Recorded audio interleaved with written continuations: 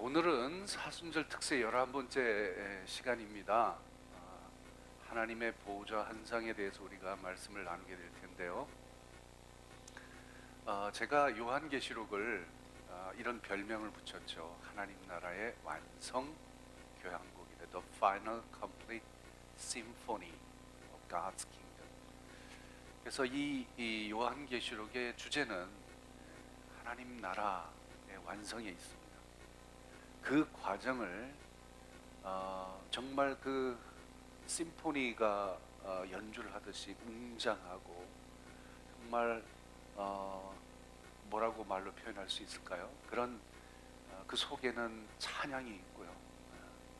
천군 천사들의 찬양이 있고, 그리고 14만 4천 명의 찬양이 있고, 그 수를 헤아릴 수 없는 모든 나라에서 온 큰 무리의 찬양이 있고, 그게 하나님의 보좌 앞에서 올려지는, 그래서 그게 마지막에 완성되어가는 그 엄청난 광경을 우리에게 쫙 펼쳐 보여주십니다. 그래서 제가 이거를 하나님 나라의 완성 교향곡이다 이렇게 붙이고, 거기에 따라서 이 요한계시록을, 교향곡은 4악장으로 되어 있으니까 그 악장별로 이렇게 좀 나누어서, 주제를 나누어서 말씀을 묵상하고 있는데, 이제 어제까지가 우리가 1악장을 살펴봤죠. 1악장은 교회를 향한 계시입니다. 우리가 지금 살펴봤듯이 아시아에 있는 7교회 편지 쓴 내용들이죠. 그 교회를 향한 계시인데, 물론 아시아에 있는 7교회만 들으라고 한 얘기는 아니시고, 오고 오는 모든 세대의 교회, 우리 교회를 포함해서 또 앞으로 올 교회들까지 포함해서 여하튼 주님이 재림하실 때까지의 그 모든 교회들에게 주시는 메시지가 속에 담겨 있었습니다. 저는 그런데 여러분, 이제 7교회를 묵상이 끝나면 재미가 없을 것 같죠? 여러분, 이제가 진짜입니다. 이 진짜를 놓치는 분들이 많이 계시는 것 같아요. 좀 아쉽네. 오늘부터가 진짜인데. 자, 2악장 오늘부터 들어가는데요. 2악장을 제가 주제를 역사의 종말에 대한 계시다 이렇게 타이틀을 붙였어요. 이 역사의 종말에 대한 계시를 좀 더 정확하게 표현하자면, 역사의 종말을 향해 나아가는 일들에 대한 계시. 그러니까 사람들이 가지고 있는, 요한계시록에서 기본적으로 가지고 있는 관심들이 뭐냐 하면, 야, 이 세상이 망한다고 하는데 그 망하는 게 어떻게 망하는지 한번 보자, 이런 관심을 가지고 요한계시록 읽는 사람들이 많아요. 여러분, 회개하셔야 돼요. 그거 여러분 호기심 채워주려고 이 요한계시록이 기록된 게 아니에요. 요한계시록은 역사의 종말이 분명히 있고, 그 역사의 종말을 향해 나아갈 때 발생되는 여러 가지 일들이 있지만, 궁극적으로는 이 세상이 어떻게 망하느냐가 아니라 하나님의 나라가 어떻게 완성되느냐에 초점이 있다는 걸 여러분 놓치면 안 돼요. 그래서 이 역사의 종말에 대한 계시를 특히 우리 요한계시록에는 7 시리즈가 계속 나가잖아요. 지금 7교회의 시리즈가 나가고 있다. 나머지 이제 3개의 7 시리즈가 있는데, 그게 뭐죠? 7 봉인의 환상이고, 두 번째가 그다음 7 나팔의 환상이고, 세 번째가 7 대접의 환상. 이 7 시리즈입니다. 이게 그 중에서 2개의 시리즈가 바로 이 1악장에 포함되고 있다. 미리 말씀을 드립니다. 그런데 이제 요한계시록을 조금 더 잘 이해하기 위해서 요한계시록이 가지고 있는 문학적인 구조의 형식에 대해서 우리가 좀 이해할 필요가 있어요. 그러면 메시지를 발견하는데 우리가 참 도움이 됩니다. 우선 요한계시록을 제가 뭐라고 특징을 설명해 드렸냐면, 제일 처음엔 계시라는 말로 설명해 드렸고, 그 다음엔 뭐죠? 예언의 말씀이다. 세 번째는 편지다, 이런 특징으로 설명을 드렸고요. 구체적인 내용에 들어가면 환상을 본 걸 그대로 적어야 되고, 그 환상이 교회에 어떤 메시지를 담고 있는지를 풀어서 설명해 줘야 되고, 그 다음 마지막 때 일어날 일들이 어떻게 진행될 것인지를 다 기록하라고 하나님이 말씀하셔서 요한계시록이 기록된 거예요. 근데 그 기록들을, 그 내용들을 어떤 구조로 담아내느냐, 요게 중요하잖아요. 요한계시록이 담고 있는 이 구조의 형식을 여러분 잘 이해하시면 그 메시지를 캐치하는데 도움이 된다는 거예요. 그래서 요걸 좀 먼저 살펴볼 텐데, 예를 들어서 우리가 이미 살펴본 내용이니까 1학장은 어떻게 되어 있냐 하면, 제일 처음에 뭘로 시작하죠? 사도 요한이 밤모섬에서 주일 예배를 드리다가 예수 그리스도가 직접 찾아오셔서 당신의 모습을 나타내 보여주시는 예수 그리스도의 환상으로부터 시작이 됩니다. 그러니까 예수님이 어떤 분인지에 대한 걸 보는 것부터 시작이 되는 거예요. 그래서 그 다음에 그걸 7교회에다가 편지를 쓰는데, 이미 예수 그리스도께서 보여주신 그 환상이, 그 모습이 7교회 주시는 메시지에 다 포함되어 있죠. 그렇죠? 그러니까 7교회 주시는 말씀을 이해하려면 제일 먼저 보여주신 이 환상을 이해하는 것이 필요하다는 거예요. 이런 구조가 요한계시록이 가지고 있는 아주 독특한 점입니다. 그래서 이 뒤에 이제 계속 이어지는 것은, 물론 환상을 보여주고 편지를 쓰고 교회에 편지를 쓰고 이런 시스템은 아닙니다. 이제 여기로 끝났습니다만, 환상이 또 다른 환상과 계속 이어지는 겁니다. 거기도 리듬이 있어요. 리듬이 있어서 중요한 것을 딱 캐치를 해야 그 다음 것이 이해가 되도록 되어 있어요. 제일 먼저 나오는 게 뭐냐 하면 환상인데, 그 환상 중에 어떤 환상이 나오냐 하면 하나님에 대한 환상이 나와요. 그래서 2학장 우리가 살펴볼 텐데, 2학장이 제가 4장부터 11장까지로 이렇게 끊어놨는데, 제일 처음에 나오는 게 뭐냐, 오늘 이제 우리가 살펴볼 것이 보좌 환상입니다. 천상의 예배에 사도 요한이 참여를 하게 되고, 거기서 이제 보좌 환상을 보게 되는 이야기가 나와요. 그 다음에 5장에 가보면 어린 양이 등장을 하고, 봉인된 7개의 봉인으로 되어 있는 두루마리를 받는 그런 장면이 나와요. 이게 말하자면 앞에 나왔던 예수 그리스도의 모습을 본 환상하고 똑같은 성격을 가지고 있는 거예요. 요거를 잘 이해하셔야 그 다음 말씀이 이해가 되는데, 그 다음에 뭐가 나오냐 하면 7 봉인의 심판이 이제 구체적으로 봉인이 하나씩 떼어질 때마다 어떤 심판이 일어나는지가 쭉 펼쳐진단 말이에요. 근데 우리가 사람들이 가지고 있는 관심은 이 심판에 관심이 있어. 어떻게 이 세상이 망하는가 보자. 요거부터 보면 안 돼요. 앞에 있는 이 보좌의 환상, 하나님에 대한 환상, 이거부터 정확하게 이해를 하셔야 그 다음이 풀려지는 거예요. 무슨 말씀인지 아시겠죠? 근데 이걸로 끝나는 게 아니에요. 또 계속 이어집니다. 그 다음엔 7장에 가보니 인치심을 받은 자들의 찬양, 소위 말하는 14만 4천 명. 궁금하시면 요걸 배우셔야 돼요. 14만 4천 명에 대한 이야기가 나와요. 찬양을 드리는 장면이. 그 다음에 무슨 때 얘기가 이어지냐면 7 나팔의 심판이 또 나온다. 그 다음에 이걸로 끝나느냐? 아니, 그 다음에 또 어떤 환상이 나오면 작은 두루마리 환상. 자, 제가 초록색으로 이렇게 특별히 구분해 놓고 그 사이에 이렇게 끼워 놓은 이 구조를 여러분 이해하시라 이 말이에요. 네? 근데 우리는 자꾸 뭐 7교회, 7 봉인, 7 나팔, 7 대접, 이것만 자꾸 보려고 그러지, 그 사이사이에 끼어 있는 이걸 중간장이라고 그러는데, 이 중간장이 사실은 더 중요한 메시지, 구원의 메시지가 이 속에 다 들어가 있는 거예요. 그게 이걸 놓쳐버리면 그 다음 거를 아무리 많이 뭐 공부를 하고 그래도 이게 메시지가 보이지 않아요. 복음의 메시지. 그래서 엉뚱한 일에 에너지를 쏟게 되고, 엉뚱한 요한계시록을 공부는 했는데 엉뚱한 것만 알고 있는 그런 경우가 많이 있는 거죠. 그래서 이 문학적인 구조를 여러분 잘 이해하고 따라오셔야 돼요. 그러니까 여러분 강조해야 될 때를, 성경이 지금 강조하고 있는 걸 자꾸 따라가야 되는데, 자꾸 내 관심 가지고, 내 호기심 가지고, 내가 뭔가 궁금해하는 것 가지고만 자꾸 보려고 그러니까 정말 중요한 걸 놓친다고 합니다. 이 문학적인 구조를 여러분 꼭 이해하시고 따라오시라는 얘기죠.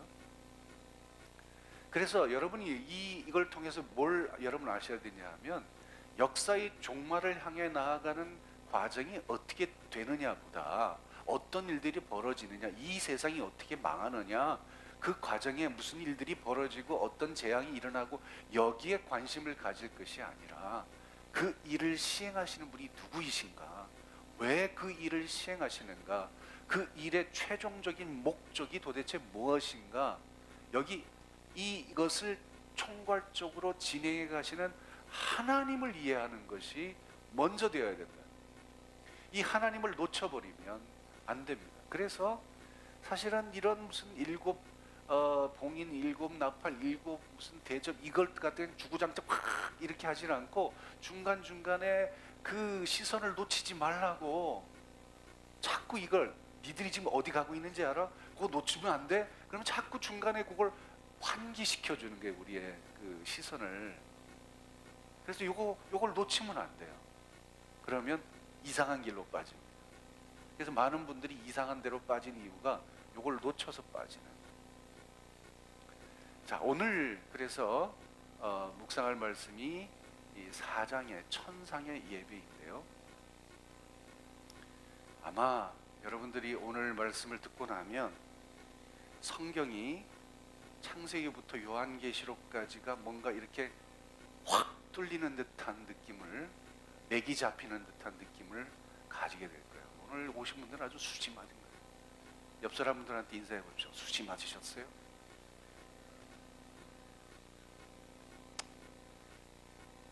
그러니까 졸면 안 되는 거. 이거 여기까지 힘들게 왔는데 여기까지 와서 이거 졸고 앉았으면 어떡해. 조는 사람이 없는데 내가 이 얘기를 하는 이유는 졸 사람이 생길까 봐. 자, 그 다음 1절 같이 읽습니다. 시작. 이 일 후에 내가 보니 하늘에 열린 문이 있는데 내가 들은 바 처음에 내게 말하던 나팔 소리 같은 그 음성이 이르되 이리로 올라오라. 이후에 마땅히 일어날 일들을 내가 네게 보이리라 하시더라. 이 일 후에, 그러니까 앞에 지금 사도 요한이 본 환상입니다. 예수 그리스도의 환상을 보았고 7교회에 보내는 메시지를 다 기록을 하라 그랬어요. 이 일 후에 내가 또 보는데 하늘의 문이 열리는 거예요. 그리고 음성이 들립니다. 이리 올라오라. 그래서 사도 요한이 하늘로 올라가는 거예요. 그러면서 하늘로 초대하시는 메시지가 뭐냐 하면 이후에 마땅히 일어날 일들을 내가 내게 보이리라. 자, 이후에 마땅히 일어날 일들이 뭔가? 여러분, 여기서 여러분은 이미 어디를 향해 가고 있냐 하면 적그리스도가 어떻고, 그 다음에 무슨 심판이 일어나고, 그 재앙이 어떤 일들이고, 이런 쪽으로 지금 가고 있어요. 그러지 말라는 얘기예요. 이 일 후에 마땅히 일어날 일들이 도대체 뭐냐 이 말이에요. 응? 영어로 읽으면 이렇게 돼 있어요. I will show you the things which must take place after this. 반드시 일어나야 할 일들이 있고 그 일들 때문에 내가 너희에게 보여주는 것이고 그 일들을 내가 지금 이루어 가려고 한다. 요걸 보여주려고 하시는 거잖아요. 그 일들이 도대체 뭐예요? 재앙이에요? 이 세상이 어떻게 망하는지, 지구가 어떻게 망하는지를 보고 싶은 거예요? 지금 하나님이 뭘 말씀해 주고 싶어 하시는지 여러분 이 말에서 깨우쳐야 돼요. 지금 뭘 우리가 봐야 될 것인지. 그게 뭐냐 이 말이에요. 그게 놀랍게도 천상의 예배였다는 거예요. 이거 보여주려고 하는 거예요. 왜 천상의 예배를 보여주시죠? 마지막 때 이루실 하나님의 그 최종 목적지가 어디냐 하면 하나님 나라의 완성이고 그 하나님 나라에서 드려지는 예배예요. 그거 보여주시려고 지금 하시는 거예요. 반드시 일어날 일들이 그 뭐냐? 하나님 나라의 완성과 그 예배라는 겁니다. 그러니까 여러분 이미 여러분 기대가 완전히 어그러지잖아요. 그렇죠? 그러나 여기서 새로운 눈이 뜨셔야 됩니다. 새로운 눈이 뜨셔야 됩니다. 자, 그 다음 읽어보세요. 2절 3절 시작. 내가 곧 성령에 감동되었더니 보라, 하늘에 보좌를 베풀었고 그 보좌 위에 앉으신 이가 있는데 앉으신 이의 모양이 벽옥과 홍보석 같고 또 무지개가 있어. 보좌에 둘렀는데 그 모양이 녹보석 같더라. 성령에 감동되었다. 곧 즉시 성령 속에 감동이 되었어요. 예배 속에 확 들어간 거예요. 그래서 보니까 하늘에 올라와 있는 거죠.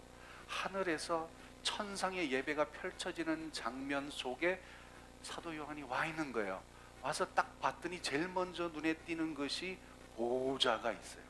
보좌가 뭐냐면 throne입니다. 하나님께서 앉아 계신 곳이에요. 왜 앉아 계세요? 예배를 받기 위해 앉아 계신 거예요. 여러분, 하늘에 하나님의 보좌가 있고 그 하나님의 보좌에 하나님이 앉아 계셔서 지금 예배가 진행되고 있고 예배를 받고 계시다는 것을 지금 사도 요한이 목격하고 있는 중이에요.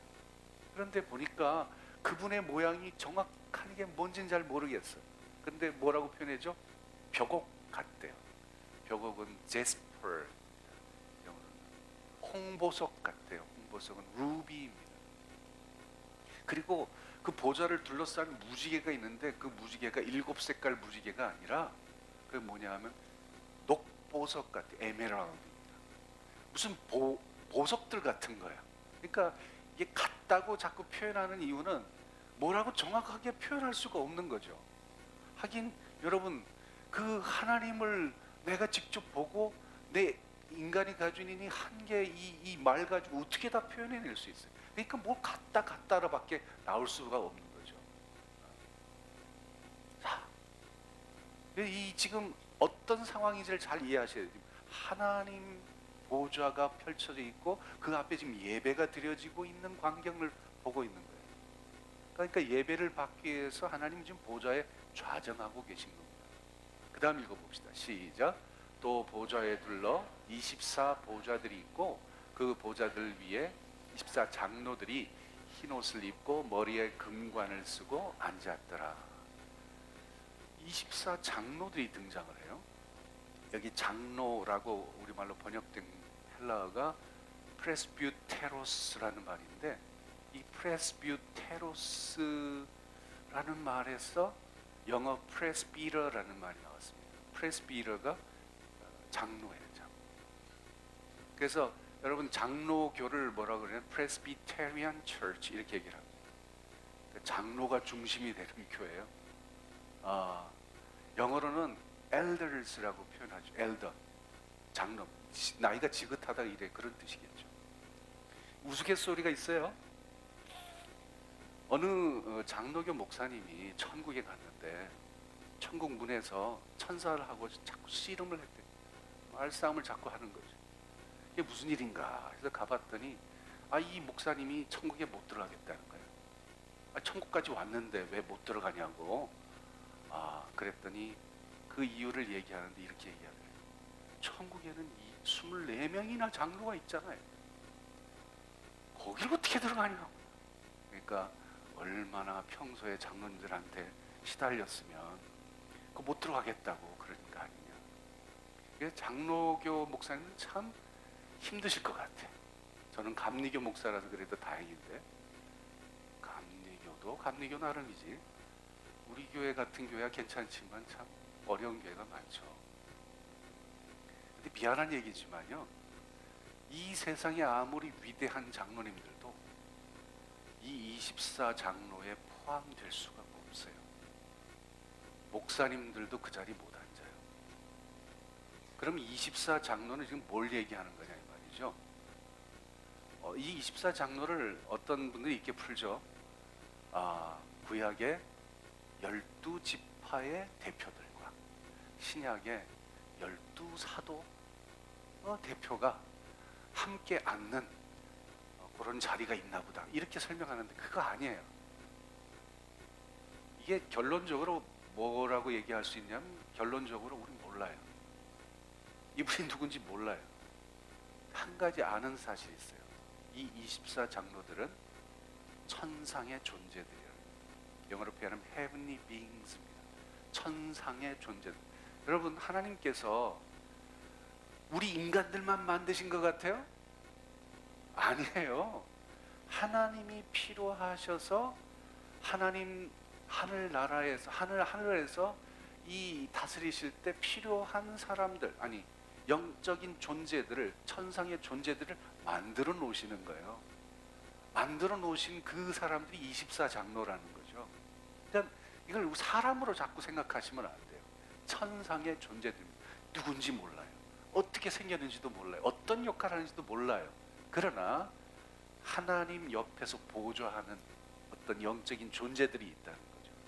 제가 요거를 이제 쭉 풀어서 설명을 해드릴게요. 그 다음 같이 읽어봅시다. 시작.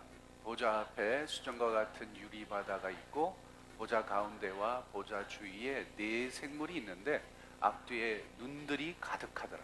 그 첫째 생물은 사자 같고 그 둘째 생물은 송아지 같고 그 셋째 생물은 얼굴이 사람 같고 그 넷째 생물은 날아가는 독수리 같은데 네 생물은 각각 6날개를 가졌고 그 안과 주위에는 눈인들이 가득하더라. 24장로들만 있는 게 아니라 또 다른 천상의 존재들인데, 이 마이크가 웅웅거린다. 좀 볼륨을 좀 줄이든가 어떻게 좀 하세요. 네 생물이 또 등장을 해요. 네 생물 하니까 이걸 영어로 보니까 living creature 이렇게 해놨더라고요. 그러니까 살아있는 어떤 피조물이에요. 그런데 이게 짐승이다, 동물이다 이렇게 생각하시면 안 됩니다. 여기 보니까 사자 같고 송아지 같고 사람 같고 독수리 같고 이렇게 같다 표현하긴 하지만 정말 그건 같은 거고, 독수리가 아니에요. 사람도 아니고 사자도 아니요. 근데 뭐라고 설명할 길이 없어서 그렇게 설명하는 거죠. 그게 어떤 영적인 존재이긴 한데, 그래서 보좌를 둘러싸고 있는 거예요. 그러니까 하나님이 앉아 계신 보좌에 가장 가까운 곳에 있는 heavenly beings, 천상의 존재들이 네 생물이라고 표현돼요. 이 하나님이 보좌가 움직일 때 이 네 생물은 반드시 따라가게 돼 있어요. 어디를 가든지 항상 등장을 해요. 그런데 하여튼 이런 존재들이 있더라는 거죠. 이들이 뭘 하는가 한번 보세요. 같이 읽어볼까요? 시작. 그들이 밤낮 쉬지 않고 이르기를 거룩하다 거룩하다 거룩하다 주 하나님 곧 전능하신 이여 전에도 계셨고 이제도 계시고 장차 오실 이시라 하고 그 생물들이 보좌에 앉으사 세세토록 살아계신 이에게 영광과 존귀와 감사를 돌릴 때에, 그러니까 이 네 영물, 네 생물이 하는 일이 하나님 옆에서 찬양하는 거예요. 거룩하다 거룩하다, 쉬지 않고 찬양해. 하나님 앞에 모든 영광과 존귀와 감사를 돌려드리는 일을 해요. 저는 여기에서 하나님이 정말 찬양을 좋아하시는구나 하는 걸 알게 됐어요. 그래서 사실 저와 여러분 같은 인간을 만드신 이유도 찬양을 받기 위해서, 이사야 나오는 말씀 아닙니까? 찬양을 받기 위해서 만드셨어요. 근데 우린 찬양 못하죠? 항상도 못하고 가끔도 잘 못하고 교회 와서 예배 드리면서도 못하는 사람들이 수두룩하고요. 왜 그럴까요? 죄의 문제가 해결이 안 돼서 그래요. 여러분 잘 새겨 들으셔야 돼요. 여러분 노래 못해서 찬양 못한다고 생각하는데 천만의 말씀, 믿음이 없어서 찬양 못하는 거예요. 우리 가운데도 보면 예배 시간에 입 꾹 다물고 계시는 분들, 그게 초신자는 내가 이해가 돼. 노래를 잘 모르시니까. 그런데 오래 신앙생활을 했다는 분들 중에서 입 다물고 계신 분들이 내가 모를 줄 알죠? 다 보고 있다고 해요. 왜 그래요? 믿음이 없는 게, 자기 믿음 없는 걸 그렇게 드러내고 있는 거죠. 에? 잘 생각하셔야 돼요. 하나님께서 왜 우리를 만드셨는데 찬양하라고 만드신 거예요. 그리고 여러분 이 찬양 교회 다니면서 잘 배우셔야 돼요. 왠지 아세요? 하나님 나라 가면 우리가 찬양밖에 할 게 없어요. 그래서 이 세상에 많은 사역들이, 교회가 하는 사역들이 있지만 남을 사역은 하나밖에 없어요. 찬양 사역밖에 없어요. 그래서 저는 하나님 나라 가면 할 일이 없어요. 갑자기. 근데 조은배 권사는 하나님 나라 가면 할 일이 수두룩해. 그냥 일들이 막 싸고 쌓이는, 세고 셌어요. 그러니까 여러분 찬양하는 거 자꾸 배우셔야 돼요. 찬양하는 거 익숙해지셔야 되고 찬양 잘하셔야 돼요. 잘하라는 얘기는 목소리가 좋게 잘하라는 얘기가 아니고 찬양 그 자체에 여러분들의 사명이 있다는 걸 아셔야 된다는 거예요. 예? 그래서 하자 그럴 때 같이 해. 묻어서라도 그 배워나가는 거죠. 자, 제가 이 천상 예배, 이 보좌 환상에 대한 이미지가 어떤 게 좋을까 막 찾아봤더니 그렇게 마음에 썩 드는 이미지는 없더라고요. 근데 이게 그래도 좀 나은 것 같아요. 보면 가운데 이제 보좌가 계시고 보좌에 어떤 하나님이 앉아 계시는데 뭔진 모르죠. 뭔지 몰라요. 사도 요한도 그렇게 했어요. 그 보좌 주변에 네 생물이 이렇게 둘러싸고 있습니다. 그래서 뭐 모양은 이렇게 저렇게 해놨지만 저건 뭐 상상이고 사실은 뭐라고 우리가 얘기 못하죠. 이 앞에 일곱 촛대가 있고 일곱 영이 있다고 그랬잖아요. 그래서 그러고 24개의 보좌가 주변을 이렇게 둘러싸고 있고 지금 장로들이 그 앞에 엎드려서 지금 예배하고 있는 그런 장면이에요. 근데 이거 너무 이미지 믿지 마세요. 그냥 상상적으로 그린 거니까. 이게 주변에 이렇게 아까 뭐라 그랬어요? 무지개 같은 게 둘러서 있고 이게 녹보석, 에메랄드가 있다. 그래서 이걸 이제 그런 식으로 표현한 거예요.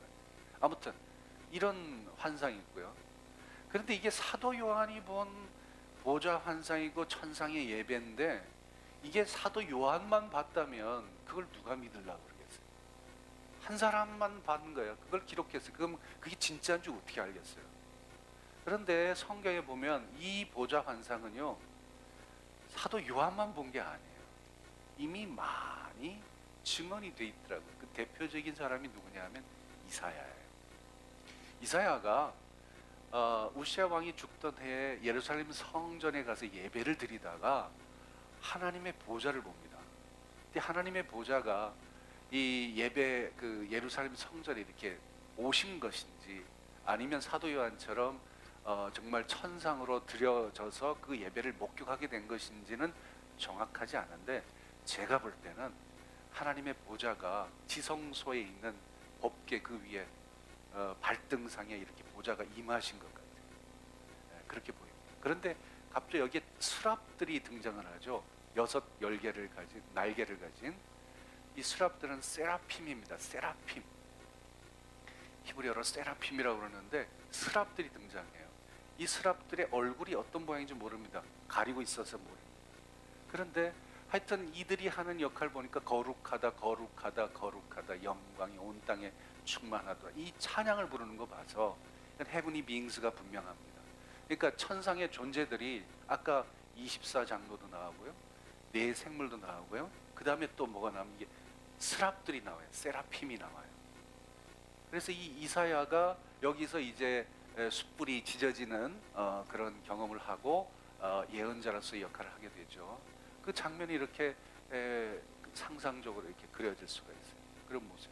근데 여러분 이게 사도 요한이 본 것하고 분위기가 똑같아요. 이게. 근데 이것만 있느냐? 또 아니에요. 이번에는 성전, 이건 지금 이사야는 성전에서 봤고요. 사도 요한도 예배하다고 그랬고요. 그죠? 그런데 이번에는 에스겔이라는 사람도 똑같은 걸 봐요. 에스겔이 보면 에스겔 1장을 여러분 나중에 집에 가서 다 읽어보세요. 에스겔 1장을 보시면 북쪽에서부터 번쩍번쩍하는 게 막 오는데 그 번쩍번쩍하는 것이 보니까 거기에 네 생물의 형상이 등장해. 이게 누구죠? 네 생물이야. 네? 그런데 거기에 보니까 이제 사람 모양도 있고 뭐 사자 얼굴 소 독수리 어디서 많이 듣던 얘기죠. 여러분 이게 사도 요한만 본 게 아니라는 거죠. 그런데 이것의 특징은 뭐냐 하면 지금 에스겔이 어디 있냐 하면 그발 강가에 다시 말해서 바벨론의 포로로 잡혀가서 거기 있는 거예요. 거기서 이 사람이 뭐 했겠어요? 어디 가서 예배 드릴 데는 없고 강가에 가서 예배를 드리고 있는 거예요. 예배하다가 하나님의 보좌가 그를 향해 오시는 걸 경험을 하는 거죠. 무슨 말씀인지 아시겠어요? 예배하는 곳에 하나님의 보좌가 임합니다. 놀라운 일이에요. 그래서 지상의 예배는 천상의 예배와 연결이 되어 있어요. 근데 이것뿐만 아니라 에스겔 10장에 가보면 또 다른 또 보좌의 환상을 보게 되는 이번엔 예루살렘으로 이 에스겔을 데리고 가고 거기서 이제 보여지는 일들이 나오는데 거기 보니까 이 네 생물을 뭐라고 표현하냐면 그룹들이라고 표현해요. 그룹들은 케루빔입니다. 히브리어로 케루빔. 아까 세라핌하고 좀 다릅니다. 케루빔입니다. 그룹들이 나오는데 이것도 역시 헤븐리 빙스죠. 이 그룹들은 언제 등장하냐면 창세기 3장에 가서 등장해요. 창세기 3장에 가보면 아담과 하와가 타락해가지고 에덴에서 쫓겨날 때 쫓겨나고 난 다음 에덴 동산에 못 들어오도록 지키는 사람들이 있었죠. 지키는 게 그룹들이었어요. 그러니까 하나님께서 어떤 천상의 질서를 유지하기 위해서 만들어 놓은 존재들이 다 피조물들입니다. 하나님이 만들어 놓으신 거예요. 저와 여러분처럼 하나님이 똑같이 그런 존재들을 만들어 놓으신 거예요. 그들과 데리고 함께 지금 다니고 있는데 여기 보니까 그룹들 곁에 네 바퀴가 있대. 그러니까 하나님이 앉아 계신 이 보좌가 바퀴가 달린 거죠. 무슨 얘기예요? 움직인다는 얘기예요. 움직인다는 얘기. 그래서 이걸 이제 포터블 트론이라고 합니다. 포터블, 움직이는 보좌예요. 그러니까 사도 요한은 움직이지 않는 직접 지금 천상에 올라가서 그 예배를 직접 목격하고 있는 것이고, 이사야나 에스겔은 움직이는 보좌가 그에게 임하는 것으로 그걸 경험하고 있는 걸 적은 거죠. 이 그림도 마땅한 그림이 없더라고요. 그런데 이런 그림을 여하튼 찾았어요. 포터블이에요. 바퀴가 저렇게 네 개가 있는 것이 어떻게 움직일까 상상이 잘 안 되긴 하는데, 그런데 하여튼 네 생물하고 같이 일체가 돼서 움직이는 어떤 말로 표현할 수 없는 그런 거죠. 아무튼 그런데 이게 전부가 아니고요. 이게 창세기로 거슬러 올라가서 창세기 1장에 보게 되면 이미 이런 상황을 전제를 하고 이 말씀이 기록됐다는 걸 발견하게 돼요. 창세기 1장 읽다가 여러분 제일 먼저 읽다가 걸리는 말씀이 있었을 거예요. 이거 보세요. 하나님이 이르시되 우리의 형상을 따라 우리의 모양대로 우리가 사람을 아니 하나님이 사람을 만드는데 왜 우리라고 자꾸 그래요? 왜? 궁금하지도 않으셨어요? 왜 우리라고 자꾸 해요? 그래서 어떤 학자들은 이렇게 얘기하죠. 이 우리는 삼위일체 하나님을 가리키는 거야. 그러면 우리가 나오지. 근데 성경은 그렇게 교리적인 관심 가지고 쓰여진 책이 아니에요. 처음부터 무슨 교리가 있고 그 다음에 그 성경이 쓰여진 게 아니라 나중에 교리는 만들어지는 것이고, 삼위일체 하나님을 갖다 창세기에 자꾸 집어넣으려고 그러면 이상해져 버리는 거예요. 본래 이 상황은 어떤 상황이냐 하면 이것뿐만이 아니죠. 추방할 때, 아담과 하와를 추방할 때 뭐라고 얘기했냐면 여호와 하나님이 이르시되 이 사람이 선악을 아는 일에 우리 중 하나같이 되었으니. 우리가 그럼 도대체 누구예요? 우리. 바로 여기에 이 사도 요한이 본 보좌 한 상과 천상의 예배의 상황을 갖다가 대입시켜버리면 이해가 되는 거예요. 에? 네 생물이 있고 24 보좌가 둘러 있고 하나님이 보좌에 앉으셔서 뭐라고 계시는 거예요? 회의하고 있는 중이죠. 그러니까 이 영적인 존재들은 하나님이 인간을 만들고 이 세상을 만들기 전에 이미 만드신 거예요. 그리고 그들과 함의논하면서 그 다음 일들을 진행해 가시는 거죠. 그러니까 이걸 저는 천상의 어전회의다 이렇게 표현합니다. 하나님께서 천상에서 어전회의를 베푸신 게 왕으로 앉으셔서 24 장로들과 함께 자 앞으로 이걸 어떻게 할 거냐 이러가면서 회의를 하시는 장면이에요. 그럼 이해가 되죠? 우리의 형상 따라서 우리가 사람을 만든, 이들이 우리와 똑같은 존재가 돼서 이거 있으면 안 되겠다. 그러면 쫓아내고 거기다 그룹들을 갖다가 지키게 만든. 이게 다 이 천상의 이 상황을 갖다가 대입시켜야 이해가 될 수 있는. 그러니까 천상의 예배는 성경의 일관된 증언이라는 겁니다. 창세기의 하나님이 요한계시록의 하나님이에요. 이사야의 하나님이 에스겔의 하나님이에요. 그들이 본 하나님은 다 똑같은 하나님이에요. 에? 무슨 말씀인지 아시겠어요? 성경은 66권이 기록되는 동안 수많은 세월이 걸리고 수많은 사람들이 등장하지만 그들을 통해서 기록하신 주인공은 한 분밖에 없어요. 그분이 하나님이에요. 그 하나님이 그렇게 쭉 기록해 나가셔서 처음에 이 세상을 만드실 때 가졌던 그 계획을 이제 마지막 때 그 계획을 이루어 가시는 거예요. 무슨 말씀인지 아시겠어요? 그 맥이 지금 잡히십니까? 감동이 없네, 이 감동. 그래서 보좌 한 상은, 근데 중요한 건 여기 이 중요한 거예요. 왜 그럼 보좌 한 상을 보여주셨지? 감격하라고, 얼마나 화려한지 인상을 받으라고? 아니에요. 보좌 한 상은 메신저와 관계가 있고 메시지와 관계가 있어요. 보세요. 이사야를 한번 보시면 보좌 한 상을 보여주시고 난 다음에 이사야에게 누가, 내가 누구를 보내면 누가 우리를 위해 갈고, 그래서 이사야가 같이, 저가 여기 있으면 나를 보내서 이렇게 얘기되잖아요. 그러면서 이사야에게 주시는 메시지가 소명이 뭐냐면, 너 가서 이 말을 일러야 되는데 들을 사람들은 안 들을 거다. 그래서 듣기는 들어도 보기는 깨닫지 못하고 뭐 이런 얘기가 쭉 나와요. 다시 말해서 실패할 거다. 이거. 내가 주는 말을 네가 가서 전해야 할 텐데 그 사람들 안 들어. 알고 가서 전해, 이 얘기입니다. 에스겔도 똑같아요. 에스겔에게 또 부르시면서 이 보좌 한 상을 보여주시고 난 다음에 소명을 주시는데, 네가 가서 전해야 될 백성들은 패역한 백성들이야. 얼굴이 뻔뻔하고 마음이 굳은 자들이야. 그러니 네가 가서 무슨 말을 해도 그 사람 안 들을 거야. 그러나 듣든지 아니 듣든지 가서 전해. 그러니까 실패할 걸 뻔히 알면서 하나님이 이사야도 부르시고 에스겔도 부르시는 게, 그 전에 보좌 한 상을 보여주시면서. 무슨 얘기죠? 만일 보좌 한 상이 없었다면 실패할 것이 뻔할 사명을 어떻게 감당할 수 있었겠어요? 뭐 확실히 좀 보여줘야 그걸 갖다가 얘기할 거 아니에요. 그죠? 그래서 실패할 걸 뻔히 알면서도 보내주시기 위해서 하나님은 보좌 한 상을 보여주신 거예요. 사도 요한 똑같아요. 사도 요한도 왜 보좌 한 상을 보여주고 천상의 예배에 참여하게 하는지 아세요? 네가 전할 메시지가 있는 거예요. 그 메시지를 전해야 되는, 그게 뭐예요? 그 메시지가 뭐예요?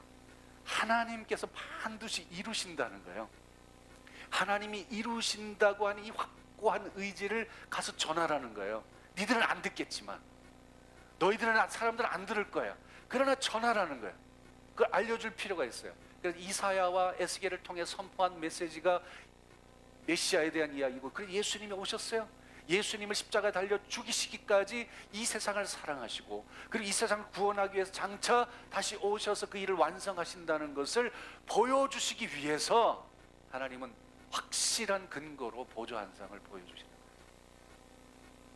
그러니 여러분, 이게 얼마나 확실한 일입니까? 사도 요한은 이거 전하지 않을 수가 없어요. 그 다음에 한번 읽어보십시오. 근데 뭘 전해야 되죠? 뭔 메시지를 전해야 될까요? 24 장로들의 찬양 속에 그 이야기가 다 담겨 있습니다. 같이 읽어보겠습니다. 시작.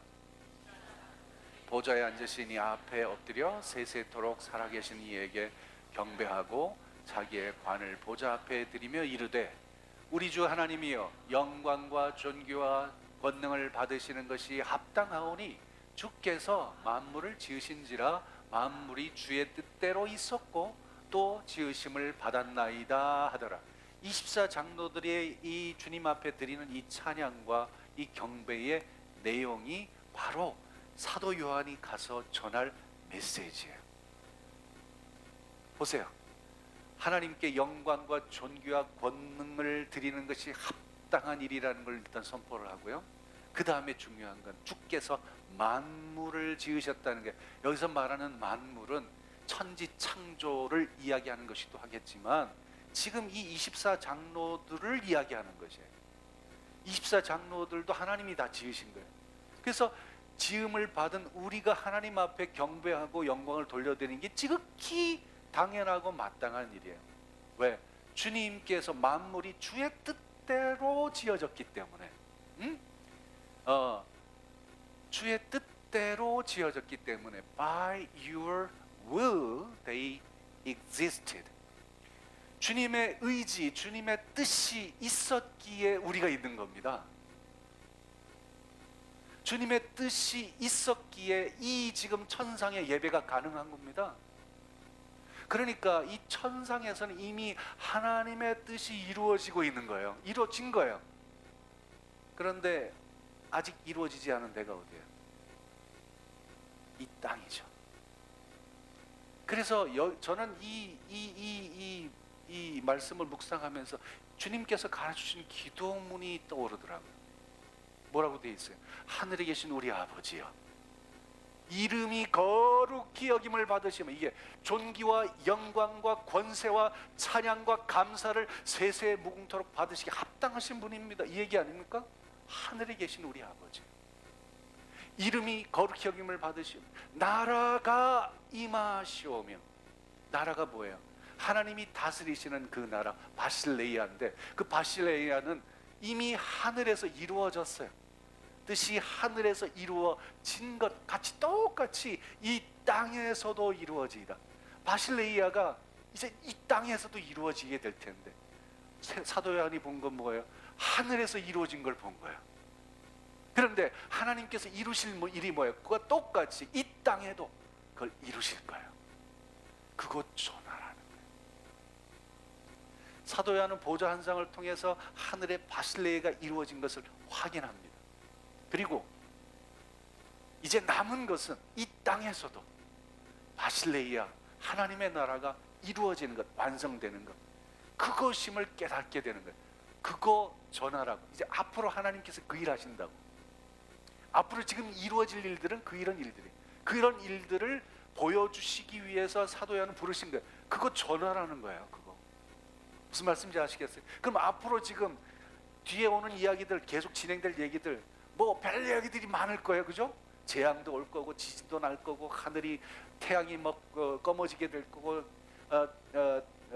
별이 우수수 떨어지고 달이 핏빛이 돼버리고, 뭐 별 재앙이 일어나고 온갖 천지 개벽이 일어난다 하더라도 그 결국은 뭐예요?